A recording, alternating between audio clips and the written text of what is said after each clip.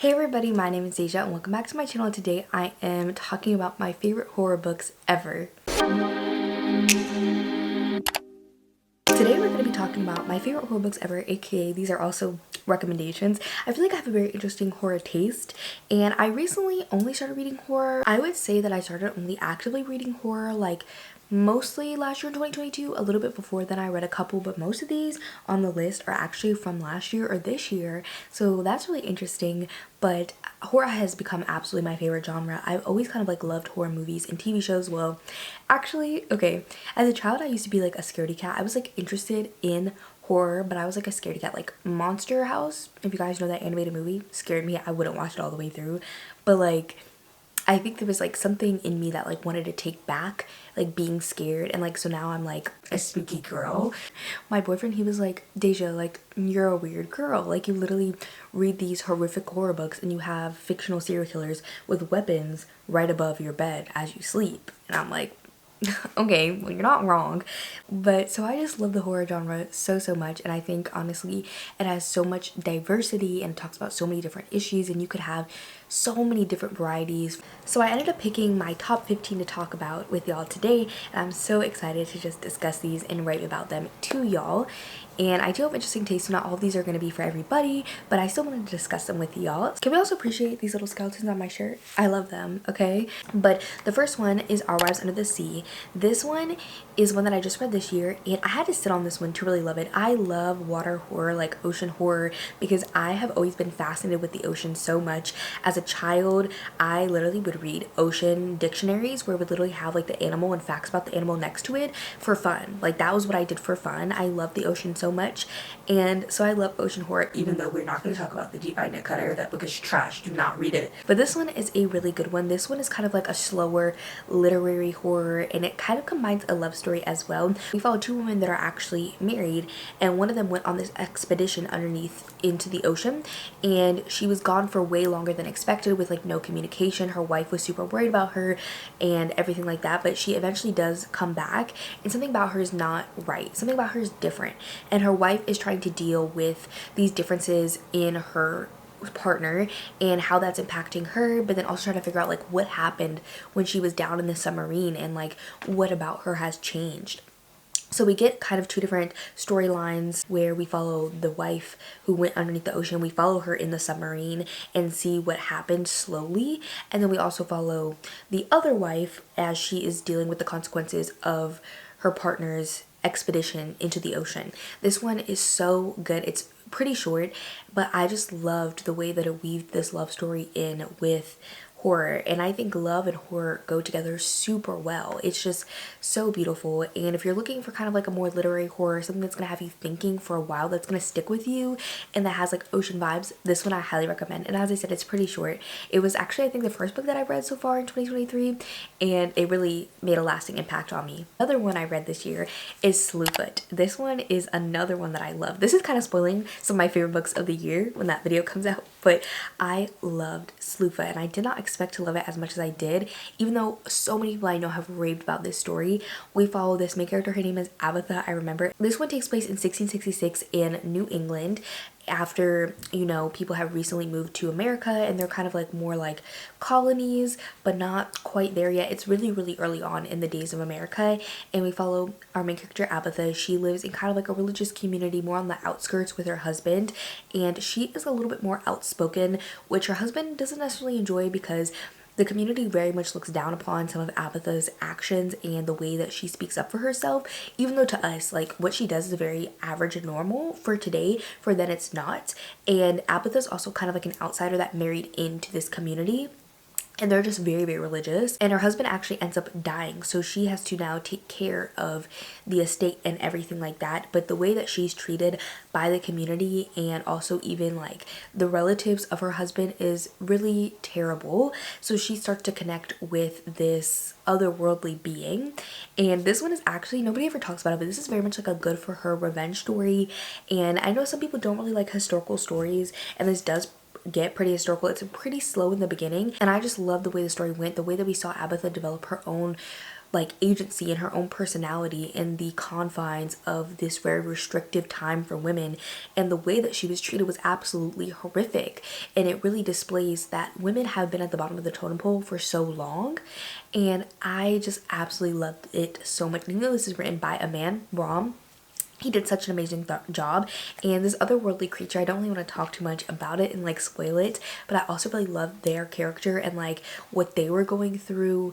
And if you've read it, you know that character, they just really didn't know what was going on, and like the way that they figured out the way that everything was going on, and the way that they were also kind of ostracized from this community, and that is what united them with Abatha, was so beautiful. Like their relationship was stunning. Okay, I just really love the story. It also has like pictures woven throughout it. The writing of this was beautiful. It's so lyrical and just stunning. Like this book, you could tell every single word Rob meant to put on that page. Nothing was overlooked at all. Everything was purposeful throughout this story, and it's just so good. Another one that I read this year is actually a manga, and that is Uzumaki by Junji Ito. I loved this one. We follow basically like one girl and her best friend, but they live in this town that becomes haunted by spirals slowly over time, from little things to big things. And these are kind of more like mini short stories that all link together in this town and following mostly this one girl and like the people around her. But we see how there are like these small little things related to spirals that start to happen to everybody in the town, and then how it basically consumes the town from the inside out. The art in it is so stunning. I'm not even like a manga person, but I love the art in this so much, and Junji Ito really just knows how to tell a story and knows how to be so horrific.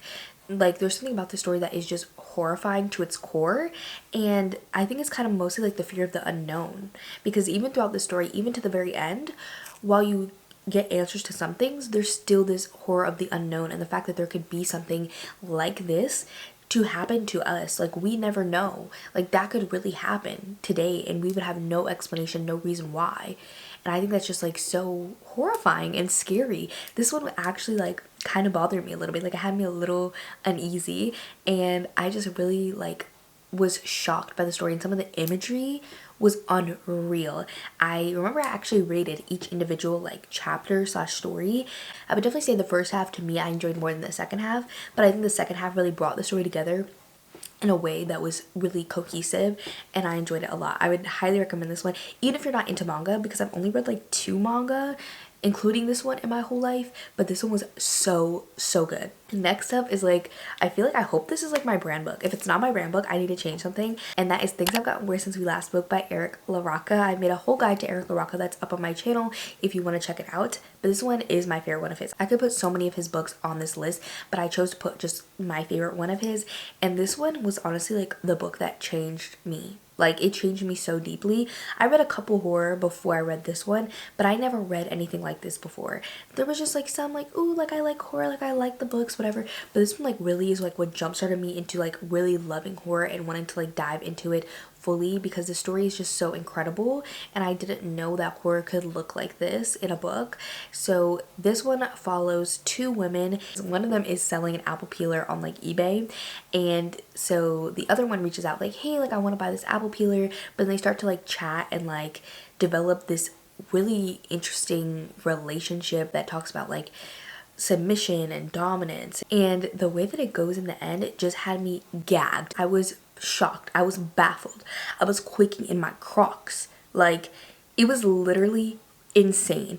This story really at the core of it is about obsession. I feel like most of Eric LaRocca's stories have some sort of like love obsession component, and personally for me, I've always been a very obsessive person. I have a very obsessive personality. I get very hyper fixated on certain things and people, and you know that's not always good, that's not always healthy, but it's nothing like this, okay? But still, even though I'm never ever gonna go as far as the people do in Eric LaRocca's stories, I understand it, you know, like I get it. And like that's the scary part of it all, is that I understand the perspective of the people in his stories, and that is truly the horror of it all. But I just love the graphic nature of his stories. I wouldn't classify most of them as extreme horror, but they're bordering there. They have a lot of like really like gross body horror, so Honestly, for all these books, I would look up like trigger warnings for sure. Please protect yourself. But Erica Rocca's stories can definitely kind of border between extreme horror and general horror. So I would be wary going into stories because there's some really graphic depictions of certain things. And this book was just literally insane. And as I said, it literally changed me. I think about this book on a daily/weekly basis, even though I read it like I think in 2021. I've read it almost 2 years ago, and it just has really stuck with me. And I will always be grateful to Sarah from Sarah Shelves because she's the one who recommended this book to me, and I'll forever be grateful because I feel like this book changed me on a molecular structure. Like, I'm not even being dramatic. Like, out of all these, this one has been the one that stuck with me the absolute most, and it really jump started my love for horror and like wanting to find horror that I adore. Next up, I have No One Writes Her Free by Judith Sonnet, but I did want to clarify this before I talk about this book, is that if you have not seen what occurred with Haley from Haley Hughes and Matt Shaw, a lot went down, and I will say that Judith Sonnet, the author of this book, did kind of stand in support with Matt Shaw and do some really horrific things related to Haley, and I don't really like want to get too into it because I'm not trying to get hate comments. I'm not trying to like restart all the hate for Haley, but I just wanted to, you know, address it a little bit and not just like brush over it, because I think it's important that we address authors and some of like their problematic behavior. So while I did want to include this on this list to be authentic to like my actual favorites, I did want to address that Judith Sonnet is not like the best author. So I would do your own research when picking up books. Specifically, like horror authors can be a little problematic sometimes, and a lot of it goes under the radar because a lot of them tend to be indie published, so we just like don't know. But I would just say like look out, okay, look out for authors. But No One Writes for Free, I also really love For the Sake of by Judith Sonnet. Both of them have really stuck with me, but I was trying to limit everything on this list to one book per author. But No One Writes for Free is about this woman who is taking her two college-age children, a daughter and a son, to college. Like she's driving them back, you know, whatever, and she makes a little stop and goes into like a convenience store, gas station, and when she comes out, a man is holding her children at gunpoint. And what I love about Judith Sonnet's books so much is that they really dive into the horrors of real life and how people will do horrific things just for the point of doing horrific things. Sorry, I had to move the camera back a little bit, but they don't always have like motivations for money or want people to do specific things. A lot of times people do horrific things just to be horrific, and that is what gets them off, is causing pain and misery to other people. And I don't think that like as humans we want to really address that, because that's scary to us. The fact that people would want to do things to us, not because we did anything to them, for money, for anything, but just because they want to, and that's terrifying. And that's why I really like Judith Sonnet's books. This one in particular really dives into that. These ones are extreme horror, so please watch out, because extreme horror has a lot of triggers. This is one of the most graphic books that I've ever read to date, so please be cautious. If you're not like super well versed in horror, I wouldn't recommend diving to this one as like your very first book. Please don't. Next up, I also have Them by McKay Watson. This is one written by another booktuber, and we follow a woman. Her name is Jeanette. I remember some of the names, and Jeanette is just, you know, kiki one day sitting at home watching a little like show or whatever, but then like this announcement comes on basically saying like you have to watch out for them, like be careful. And these them people are basically like clones of loved ones that like come and try and like knock on your door and like be like, hey, like, you know, it's your dad, like can I just get a little da-da-da, or like whatever, like just trying to like, you know, like be like someone in your life that just like shows up for a reason, and then they end up doing horrific things, mostly like raping, killing, stuff like that. So all these people are kind of like in their survival situation trying to survive, but they can't really trust anybody because any person could be these clones, and they could be people that you love, but they're actually these little like clone them people, and we don't really find out honestly who these people are, what they are. We don't really know. But there is kind of like two scenes that very much mirror each other in this book, and it kind of talks about, or I think to me what it really was showing is that we're scared of like these clone them creatures that we don't know who they are, and that's terrifying, that's scary. But like humanity can also be just as terrifying and do just as horrific things and be just as diabolical and inhumane, even though they are humans. And I thought that that was so beautifully expressed about this story. Humanity is the true horror of the world. I think that's like my favorite type of horror, is like human-based horror, like when it's things that show that humans in real life are what's the worst part and the scariest thing, because you never know with people. You never know, and that's horrifying. Them is also an extreme horror book. This one actually made me throw up. I never had any reaction like that to a book. Like, of course, as I said, Judith has made me gag a little bit because it was like nasty, but Them was different. Okay, Them, please be careful. Please be careful. Please be careful. I can't say that enough, because even though I'm recommending these books or I'm talking about them, I'm not responsible if you get triggered. I'm warning you.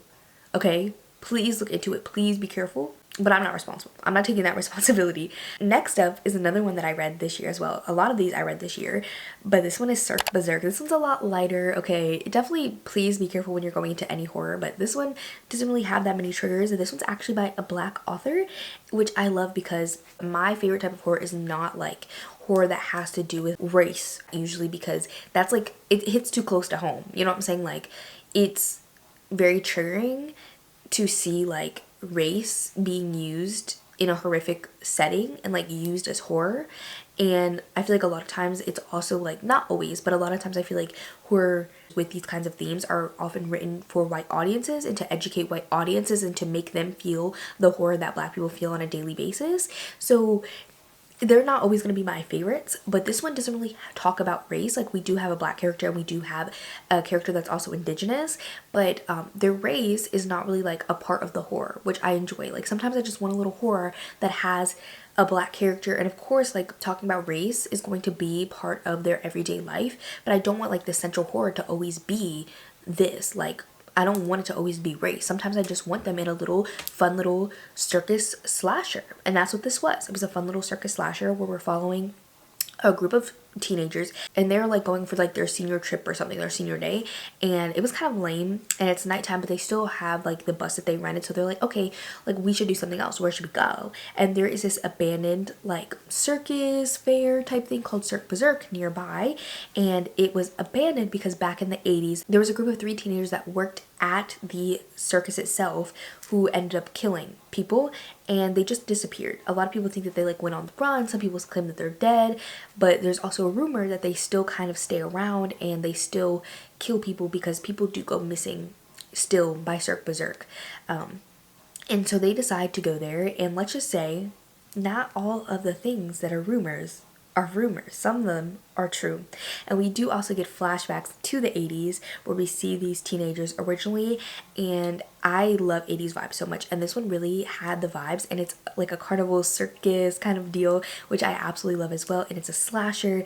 It was just so fun, and I honestly felt for a lot of the characters, and even a lot of like what you would call like the villain characters. I really felt for them, and I didn't think that that was going to happen, like, at all. So the fact that the author was able to do that was incredible. This one is just super fun and fast-paced, but I think about it a lot. It definitely has a little bit more depth and nuance to it than I think people would expect, but I just had such a good time reading it that it has to be one of my favorites. Like, I really want to, like, reread it because it's just, like, fun, and it has, like, the 80s circus carnival vibes, and, like, it was just so good. Next up is actually another one by a Black author, and that is The Weight of Blood by Tiffany D. Jackson. Tiffany D. Jackson doesn't always write horror. I do have another guide to Tiffany D. Jackson as well on my channel if you want to check that out, but this one is definitely my favorite of all of her books, and it happens to be a horror. This one does have to do with like race in some regards, but I just thought this book was absolutely so clever. I was actually a guest for the Full Moon Book Club hosted by Jan Agaton, and we had a live show discussion for it, and the more and more that we talked about it, the more and more I just loved it so much. We follow a biracial girl. She actually lives with like her white father and her mother. We don't really know where she's at. But this whole time, she's kind of just been passing for white. If you don't know, white passing is an action, not a trait or attribute. It's just something that you do. So she has been passing as white based off like what her father said. And like if it's raining, she doesn't go to school because her hair is going to frizz up and stuff like that. And so one day she actually does go to school, and she is running like the track like on the track during gym and her hair frizzes up and everybody figures out that she's black and they start doing like, I don't even want to call it bullying because it's more like intense than bullying. This is literally like race based.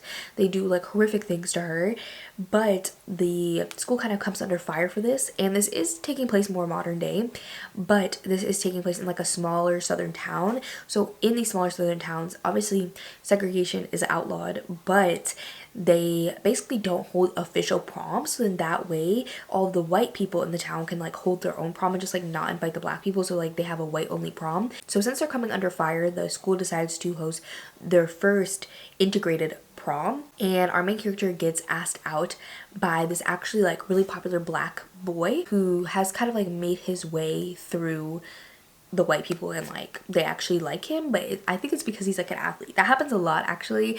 It's not really discussed in this book, but a lot of black men actually like become friends and like become accepted by a lot of white people even if they're racist because of like athletics or other things like that. So that like was really interesting. But this is actually a Carrie retelling, and it does really follow the steps and beats of Carrie. So if you've read it or you've seen the movie, I know a lot of people complained about this story of how they didn't like that it was like so similar to Carrie, but I think the way that Tiffany D. Jackson was able to spin every single little thing that Stephen King did into this story was so amazing. Like she was just so clever in this story and the way that it was told, and in the end I was like crying. Like it was crazy. Like the story was just so good, and I think Tiffany D. Jackson, this like really shows how much of a master she is at writing. Her writing is just phenomenal, and she's just so intelligent and clever. Next up is one that I'm actually reading the sequel to right now, and that is Gone to See the Riverman by Christopher Triana. This is another like extreme horror, but it's very extreme in like a different way than the other ones. Definitely still look up triggers, but it's not as much like body horror gore as some of the other stories. But we follow a woman who is basically obsessed with this serial killer, and she is like his little pen pal. Like she goes to visit him in prison. Like you know those women. Yeah, those women who basically like romanticize killers and like become besties with them and like think they're in a relationship with them. And he asked her to basically go find this man called the Riverman. And so she has to go to this very like small, it's not even a town, but like this outskirts, like very rural southern area with this river, and like to go find the Riverman. And she ends up bringing along her disabled sister as well, which has a lot to do with the story. But the way that this goes is absolutely crazy. This is literally a fever dream of a story, and again this one is so clever. You can tell that Christopher Triana meant every single word, and every single thing in the story was purposeful. It was just so good, and it really combined like this fever dreamy kind of more like unrealistic supernatural element, but also we have like a serial killer who's very like horrific and does a lot of horrific things towards people and women specifically, that it's just like a very big contrast, but they go so cohesively together. This had another kind of horror in it as well that I don't want to spoil, but that one had me gagged. Okay, if you know, you know. I was like, there's no way, jaw dropped. And I'm reading the sequel right now, Along the River of Flesh, and I'm really enjoying it as well. I will say the sequel has more like serial killer, like body horror in it than this one did, but honestly the Riverman sticks in my head as well. I think about this story on a weekly basis, for sure, at least weekly, because it was just so crazy. Like I actually, like, even though I'm reading the sequel, I think I need to reread it because it was just so fever dreamy. Like I'm like, what's going on? And I don't even normally like stories like that, but this one, it just, Christopher Triana, I don't know how he did it, but he just ate. Okay, he ate. You guys are gonna have to take my word on this one, but he ate it up. Next up is The Southern Book Club's Guide to Slaying Vampires by Grady Hendrix. This is honestly like one of the horrors that I read the earliest out of this entire list. I think I read this one in 2020 or maybe 2021, but I feel like I read it in 2020. This one is really good. It's my favorite Grady Hendrix as well. And this one follows specifically like one woman, but a group of women in the 90s, and they have like a book club where they read like more like dark books, like horror thrillers, and like their husbands are all kind of like, why are y'all reading those? Like that's not very womanly of you, but they love their little book club. Like they've been reading true crime and everything. And then I think I have a hair. I got it. But this man recently has moved into the community, and so he honestly may not be like what he seems. And I'm not gonna say it because it's like kind of a spoiler, but it's also like kind of in the title, so I think you can kind of gather what is up with him. But specifically our main character, she is like, something's up with him, guys. Like, like, no, no, no, no, no. And everybody in the community doesn't believe her, and none of the men believe her, and everybody's thinking that she's like delusional. But she's like, no, like, I know something is up. She starts to like investigate, and things kind of just go from there. And I think this one really had a lot of discussions around like women and women not being believed, and being told that they're like delusional, which I really enjoyed those discussions. I thought they were really well done, and it does take place in the 90s, so I love the 90s vibes. But it's also like the Southern Book Club's guide, so it takes place in the South. It's very hot seeming. Like, I just remember a lot of like warm, humid, hot imagery. So this is what I really recommend for the summer. But I forgot to say, the reason I'm doing this list obviously is because of spooky season, so y'all can get some spooky season horror recommendations. But this book is just so good. Like, I love Grady Hendrix's writing, but he does kind of have a little bit more like campy horror. Like, it's a little more campy, a little bit more fun than some of the other ones. But I think that this one does have a lot of commentary. I think he subtly weaves in a lot of commentary. Like, for example, I know this is kind of like irrelevant to this video, but Horror Store, one of his stories, nobody ever talks about how that one is like has a lot of commentary around capitalism. And so I feel like he weaves in a lot of subtle commentary, which I really enjoy. And this one just is my favorite because I don't know, I don't even really like vampire horror, but I do have like 2 more on this list. And I'm not like a huge like, oh my god, like I love vampire horror so much, even though I do have 2 more on this list. But something about it just really did it. And there's like a cockroach scene and a rat scene, and those scenes went crazy. They went stupid. They went dumb. Okay, Grady, he ate, okay? But the cockroach scene, gagging. That's like my worst nightmare. F the vampire, literally F the vampire. The cockroach was worse. The cockroach was worse than the vampire, on God. Another vampire horror that I have is Stuff for the Children. This is another one that I read pretty early on, like back in 2020 or 2021. This one is very interesting. So it is about this world, or it's our world, I guess, where all the children at once, basically, it's not at once, but like within a couple hours, they all basically die. And so we follow not just parents, but we follow mostly parents, and then also some people who are not parents, as they are kind of grappling with this new world and like the death of their children. And like how that's impacting everybody in the entire world. And we see like them like bury the bodies and everything, and like how they're dealing with like this huge mass casualty, because it's literally every child in the world. But then one day the children start to like come back from the dead and like are rising up, and they're like, oh, like I'm kind of hungry, I kind of want some little bloody blood. And parents are like, okay, like whatever. But then things start to get crazy, and you see how far parents will go to for their children. That's really what this story is at the core, is it's about how far parents will go for their children and the things that they will do for their children, because this story gets absolutely insane. But as I said, we don't follow all just parents. We follow, I think, like 4 different perspectives, I want to say. I did read this one a little while ago, but the things that these parents will do for these kids, and like even though these kids are like not even like the same children that they had before this, the lengths that they will go to, the things that they will do is just so crazy to me.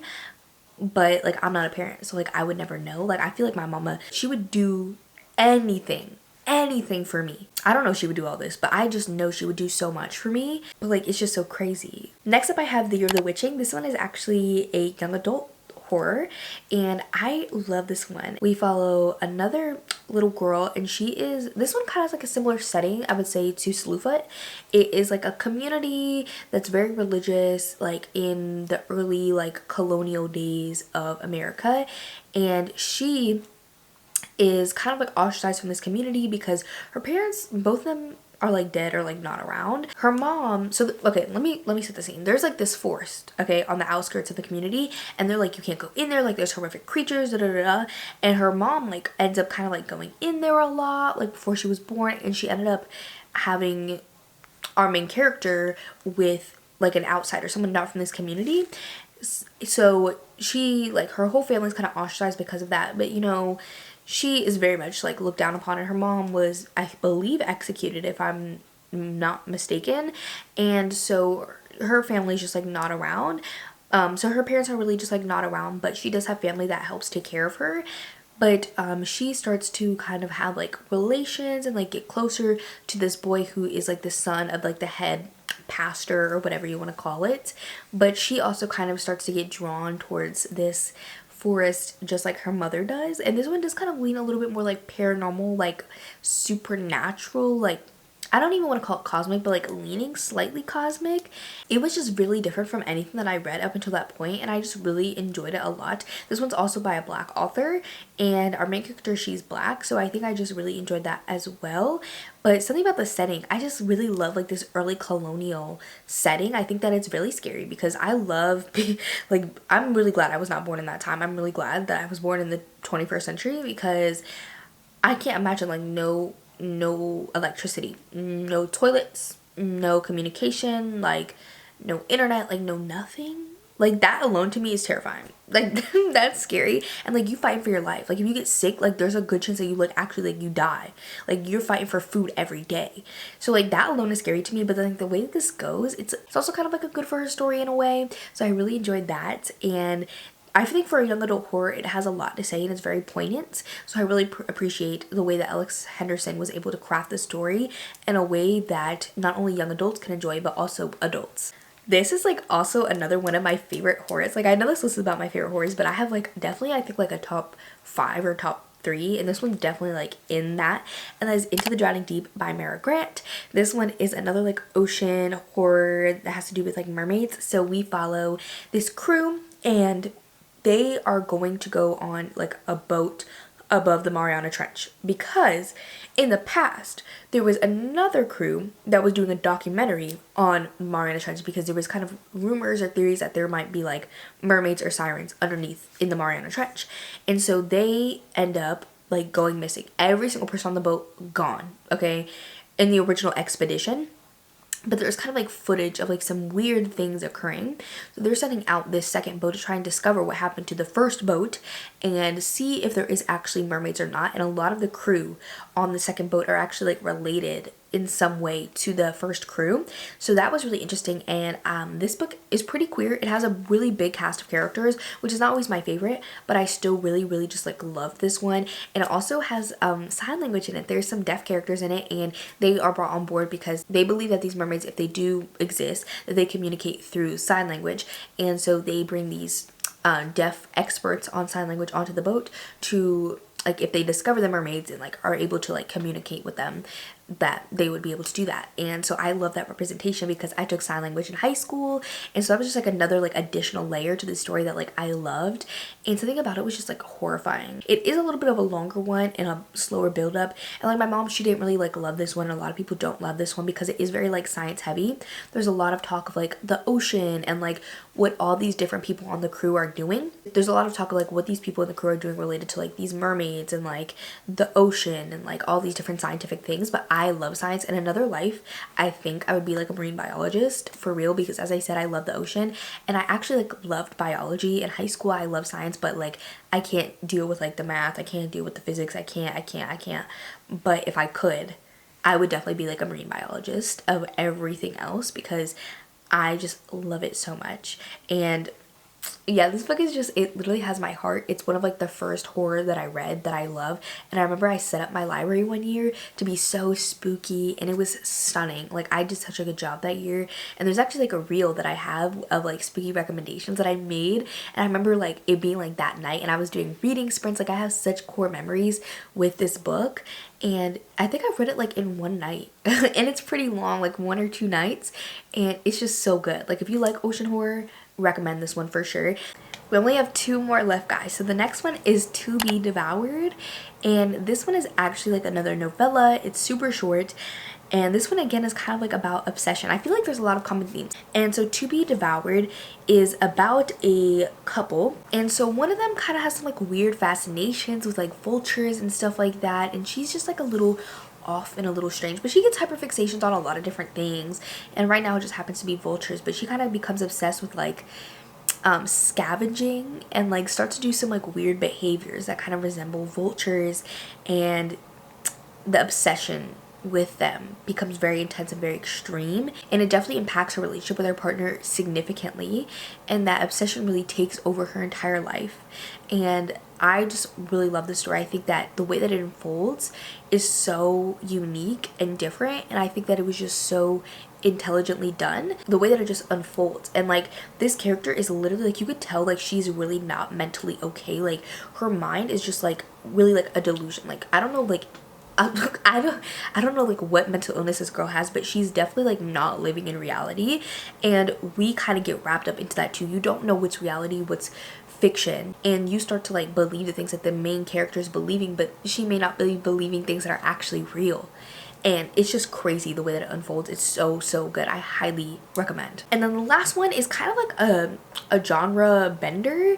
It's kind of like romance and horror and kind of like literary fiction, and that is A Dowry of Blood. Basically, one of the brides of Dracula, as she is taking revenge on Dracula because he was a very abusive, and so we follow their relationship over centuries that they were together, and how they first met, to her being turned into a vampire, to the abuse, to the polygamy that they had in their relationship, everything, and then how she ended up taking revenge on him for everything that he did to her. And again, it's like I'm very much like good for her story, which I love, but she actually never even names Dracula. We just know who he is, and it's so good. Like, I've never really seen a book depict very small emotional abuse before how this one did. Abuse is something that's very complex and dynamic, and people think that abuse is something that's very outright. It's hitting, it's this, it's that, it's very overt control, but there's a lot of little things that are said and done that are part of abuse, and this book really shows you those little minute tiny things, but then also how sometimes those lead up to big outbursts where these things happen, and then also how the other person becomes apologetic, and how they beg for forgiveness, and how they said they're going to change, and how for a little time they're doing better, but then it starts with those little tiny things again until it comes to like these big outbursts, and that starts to cycle all over again. And this just really dives into the cycle of abuse, and I think it's so beautifully done, and I've never seen a book depict abuse as excellently as this book did, and it's just so good. And like the metaphor of it all with vampires are such interesting creatures. I love when authors use this metaphor of vampires to really display obsession, control, and abuse. Like, it's very much like a part of vampires and their nature and their symbolism, so I love when authors really take advantage of that. And the horror of this is definitely the abuse of it all, but it does have like romantic tendencies in it. I wouldn't call it a romance because it doesn't have happily ever after, but it has romance in it, it has horror in it. It's very like a literary fiction.